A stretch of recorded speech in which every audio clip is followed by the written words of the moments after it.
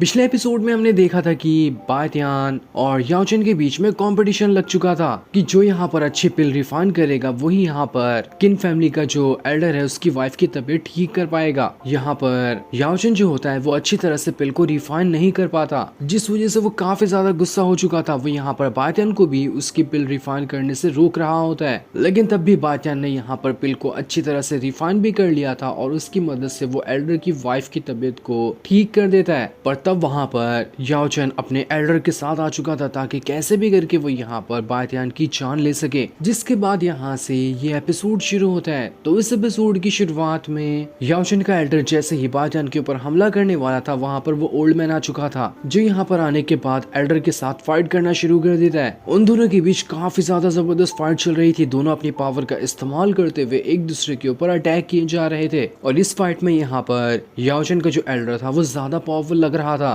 वो old man को उठाकर वहां से दूर फेंक देता है, जिस चीज को देखकर तो ओल्ड मैन के गुस्से का ठिकाना नहीं था। याओचन का एल्डर उसे दोबारा से उकसाने लगता है कि डर गया क्या, वापस से आना फाइट करने के लिए। ये सुनते साथ ही वो ओल्ड मैन बहुत ज्यादा भड़क चुका था, इसलिए वो दोबारा से एल्डर के साथ फाइट करने के लिए चला जाता है। लेकिन इस बार भी यहाँ पर एल्डर ज्यादा स्ट्रॉन्ग लग रहा था। वो मार मार कर यहाँ पर ओल्ड मैन की हालत खराब कर देता है। ओल्ड मैन तो यहाँ पर एल्डर के सामने टिक भी नहीं पा रहा था, मानो कि वो एल्डर काफी ज्यादा स्ट्रॉन्ग हो। वो दोबारा से ओल्ड मैन को उठाकर दूर फेंक दिया था। ओल्ड मैन एल्डर से पूछ रहा था कि आखिर तू है कौन और तेरे पास इतनी ज्यादा पावर कैसे है। तब याओचन हंसते हुए उसे बताता है कि मेरा जो एल्डर है ना वो जिंगलाओ एम्पायर का 9th रैंक का सबसे ज्यादा पावरफुल मार्शल किंग है, इसलिए तुम उसके सामने फाइट करना तो छोड़ो, टिकना भी दूर की बात है, कोई नहीं टिक सकता उसके सामने। ओल्ड मैन वहां पर बायतियान और लिन से कहते हैं कि तुम लोग जाओ यहाँ से, जब तक कि मैं यहाँ पर एल्डर को संभालने की कोशिश करता हूँ। वो दोबारा से एल्डर के साथ फाइट करने लग गया था और वो उन दोनों को वहां से जाने कह रहा होता है, लेकिन याओचन बीच में आते हुए कहता है कि कोई नहीं यहाँ से जाएगा, मैं हर एक इंसान की यहाँ पर मौजूद जो भी है सबकी जान ले लूंगा। इसके बाद वो कई सारे डैगर निकाल कर सीधा बायतियान और लिन की तरफ ही फेंक देता है, लेकिन तभी यहाँ पर बायतियान बीच में आते हुए लिन को भी बचाता है और खुद को भी बचा रहा था, लेकिन फिर भी कई सारे जो डैगर वगैरह थे वो सभी बायतियान के ऊपर गिर जाते हैं। याओचन और बाकियों को ऐसा लग रहा था कि यहाँ पर तो बायतियान का खेल खत्म हो गया। वो बहुत उछल रहा था लेकिन ये तो बड़ी आसानी के साथ मर गया। वो बहुत ज्यादा वहां पर खुश हो रहा था, लेकिन जैसे ही वहां पर हल्का हल्का धुआं हटता है, वहां पर हम बायतियान को देखते हैं जिसे कुछ भी नहीं हुआ था। वो वहां पर अपनी पावर का इस्तेमाल करते हुए जितना यहाँ पर याओचन खुश हो रहा था उसे ही बंदी बना लेता है। याओचन को समझ नहीं आ रहा था कि आखिर यहाँ पर बायतियान को कुछ हुआ नहीं, कैसे नहीं हुआ उसे, अब तक तो उसे मर जाना चाहिए था। लेकिन तब भी बायतियान अपनी पावर की मदद से उसे अपने पास घसीटता है और इतना जोरदार पंच मार देता है कि याओचन वहां से बहुत दूर जाकर फेंका चुका था। एल्डर के गुस्से का ठिकाना नहीं रहता कि आखिर इस बायतियान की हिम्मत कैसे हुई याओचन के ऊपर इतना खतरनाक अटैक करने की। वो जैसे ही बायतियान की जान लेने वाला होता है कि तभी वहां पर जूजिंग टावर वाला जो बंदा था उसका फंका उड़ते हुए आता है, जिसने एल्डर को यहाँ पर रोक लिया था।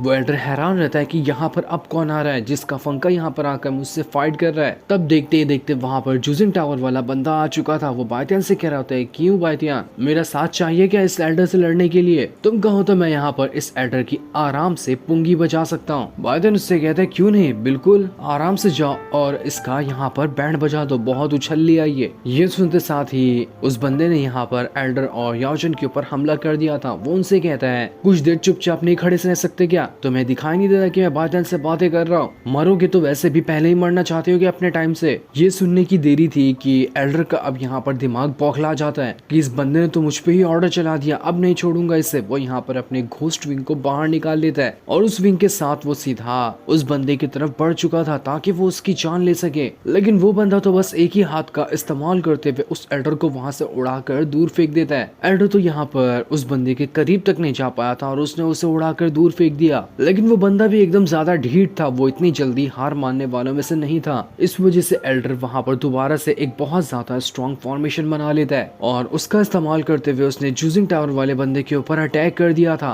वो फॉर्मेशन काफी ज्यादा स्ट्रॉन्ग लग रहा था और फॉर्मेशन के अंदर से एक नहीं बल्कि लाखों तरह की स्वॉर्ड यहाँ पर निकल रही थी और वो सारी स्वॉर्ड उस बंदे के ऊपर गिर रही होती है। लेकिन वो बंदा बिजली की रफ्तार के साथ सभी के सभी स्वॉर्ड से बचते जा रहा था, जो देखकर अब एल्डर सीधा का सीधा उस बंदे के साथ भिड़ जाता है ताकि अब यहाँ पर मैं मरूंगा या फिर मैं इस बंदे की ही जान ले लूंगा। वो दोनों एक दूसरे के साथ बहुत ही जबरदस्त फाइट कर रहे थे। वो एल्डर यहाँ पर अपनी पूरी जान लगा रहा था, लेकिन फिर भी वो उस बंदे का यहाँ पर कुछ नहीं बिगाड़ पाता। बातिन भी यहाँ पर आराम से उस बंदे बंदे की और एल्डर की फाइट को देख रहा था। याचन सोचता है कि अरे वाह, ये बहुत अच्छा मौका है, बायतन का भी ध्यान नहीं है तो मैं इसकी जान ले लेता हूँ। वो अपने पास से कई सारे डैगर निकालता है और उसने सीधा उसी की तरफ फेंक दिया था जो यहाँ पर लिन को लगने वाले थे, लेकिन जैसे वो उसे लगते इससे पहले ही बीच में बायतन ने आकर सभी के सभी डैगर को अपनी पावर का इस्तेमाल करते हुए रोक लिया था। इस चीज से बायतन भी बच जाता है और लिन को भी कुछ नहीं होता। याचन को समझ ही नहीं आता कि नहीं, ऐसा नहीं हो सकता, इस बायतन को तो ध्यान नहीं था ना, फिर ये अचानक से कैसे यहाँ पर आ गया। बायतन यहाँ पर भी नहीं रुकता और जो डैगर याचन ने उसकी तरफ भेजे थे वो सभी डैगर को उसी के ऊपर फेंक देता है, जिस वजह से तो याचन की हालत खराब हो जाती है। मानो कि अजीब तरह के पॉइजन वाला डैगर था। जैसे वो डैगर यहाँ पर याचन को लगा था मानो उसका शरीर फट रहा होता है। इतना वो तकलीफ से चिल्ला रहा था जिसकी कोई हद नहीं थी। वहाँ पर मौजूद बाकी लोगों को भी समझ नहीं आता कि ये किस तरह का डैगर का इस्तेमाल करता था। इसका अटैक बायतन को लगता तो बायतन की भी ऐसी हालत खराब हो जाती। याचन वहाँ पर अपने पास से किसी तरह की पिल निकालता है ताकि वो खुद को ठीक कर सके, लेकिन बायतन ने उसकी पिल को छीन लिया था और उसे वो डिस्ट्रॉय कर देता है ताकि अब यहाँ पर याचन ऐसे ही तड़पता रहे और तड़प तड़प कर वो मर जाए। इस चीज को देखकर वो बंदा एल्डर से कह रहा था कि देख, तेरा तो यहाँ पर यंग मास्टर गया, अब तेरी बारी है। जिसके बाद याचन ने एक बहुत ही ज्यादा स्ट्रॉन्ग अटैक सीधा का सीधा एल्डर के ऊपर ही कर दिया था। वो यहाँ पर भी नहीं रुकता। जैसे अटैक लगने के बाद दूसरी जगह पे एल्डर फेंका कर जा रहा था, वो बंदा वहां पर पहुंच जाता है और वहां आने के बाद वो दोबारा उसके साथ लड़ने लग गया था, जो देखते साथ ही वो एल्डर बहुत ज्यादा भड़क जाता है और वो अपने पास से अब किसी दूसरी तरह की टेक्निक का इस्तेमाल करने लग गया था। तब वो जो बंदा था बायतन के पास आकर कहता है कि बायतन चलो अब तुम्हारी बारी, मैं बहुत खेल लिया इस बुढ़ाऊ के साथ, अब जरा तुम भी तो खेलो खेलो खेलो, मजा आएगा। वो बुढ़ाऊ एल्डर जो था वो वहां पर अपनी निर्वाणा स्वॉर्ड को समन कर लेता है जो कि बहुत ही ज्यादा बड़ी थी और वो उस स्वॉर्ड का इस्तेमाल करते हुए यहाँ पर बायतन के ऊपर अटैक करने की कोशिश करता है, लेकिन बायतन ने तो एक ही पंच में उसकी निर्वाणा स्वॉर्ड का चूरा बना दिया था। बायतन को तो निर्वाणा स्वॉर्ड से कुछ हुआ ही नहीं और निर्वाणा स्वॉर्ड खत्म होने की वजह से उस एल्डर की भी हालत खराब हो जाती है। एल्डर तो अब यहाँ पर ढंग से खड़ा तक नहीं हो पा रहा था, तो फाइट करना दूर की बात है। वो वहाँ पर अपने यंग मास्टर को ढूंढ रहा होता है कि यंग मास्टर याओचिन कहाँ चला गया। उसे याओचिन एक जगह पर बिल्कुल बेहोश की तरह दिखाई देता है क्योंकि उसकी हालत खराब हो चुकी थी, इसलिए एल्डर याओचिन को उठाकर वहाँ से ले जाने लगता है। बायतन उससे कहता है क्यों, तेरे बाप का रास्ता है क्या, मेरे से पूछे बगैर तू कैसे इसे ले जा रहा है।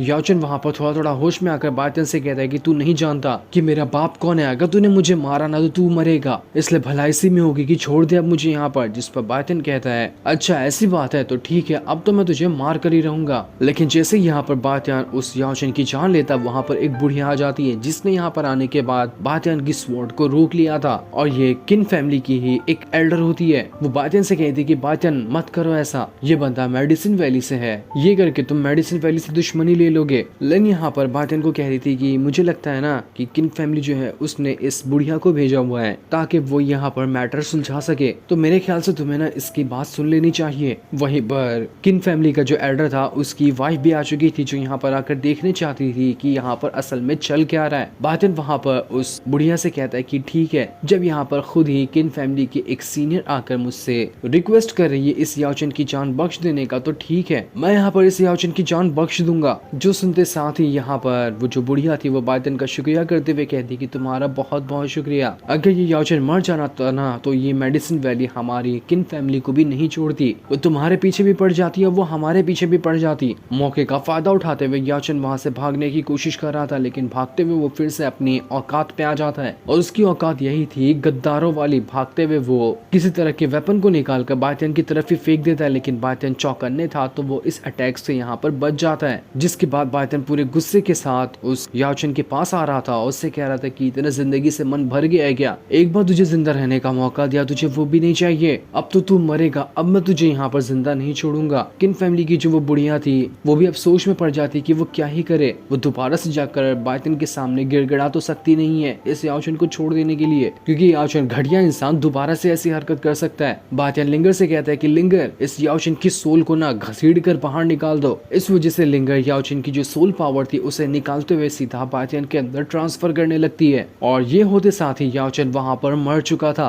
जिंदगी से इसने अपना मन भर लिया था, तभी यहाँ पर बायतन से दोबारा पंगा लेकर अपनी जान ही खत्म कर दी इसने। लेकिन तब भी हमें पता चलता है कि बायतन ने यहाँ तक भी इसे नहीं मारा है, हल्की हल्की जान अभी भी याओचिन के अंदर मौजूद है। किन फैमिली की बुढ़िया बायतन से कहती कि देखो हम ना यहाँ पर हमारी तरफ से जो हो सकेगा वो हम आपको देने के लिए तैयार है, बस आप यहाँ पर याओचिन की जान बख्श दो। जिस पर बायतन कहता है अच्छा ऐसी बात है तो तो ठीक है, मैं दोबारा से इस घटिया इंसान की जान बख्शने के लिए तैयार हूँ। वो एल्डर से कहता है कि जा ले जा इस याओचेन को। इस वजह से एल्डर याओचेन को अपने कंधे पे बिठाकर वहां से ले जाने लगता है। जो सीन दिखाते ही ये एपिसोड यहीं पर एंड हो जाता है। थैंक्स।